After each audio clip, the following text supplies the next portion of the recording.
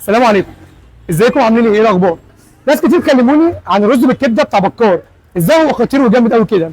تعالوا في الفيديو ده هعرفكم بنعمل الرز بالكبده ازاي وايه مكوناته البسيطه وازاي هو خطير كده. اول حاجه يا جماعه الرز بتاعنا يا جماعه احنا بنجيبه رز بسمتي هندي درجه اولى، زي ما انتم شايفين كده رزايه مش مكلكعه مش معجنه، نضيفه جدا. حتى التوابل والبهارات بتاعتنا ما بنجيبهاش من هنا، بنجيبها من بره.